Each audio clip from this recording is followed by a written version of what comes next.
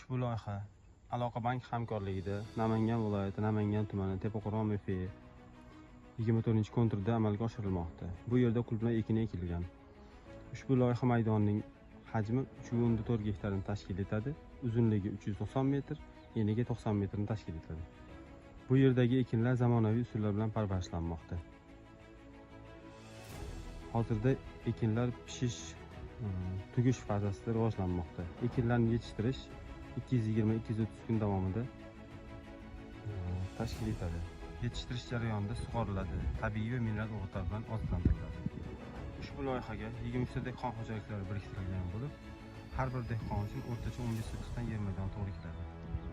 Loyihani samarali amalga oshirish uchun Lider tadbirkor Tolbuloq obod diyor ishlab chiqarish kooperativi biriktirilgan. Ushbu loyiha bo'yicha har bir gektardan 9 tonnadan jami 36 tonna hosil olish rejalashtirilgan.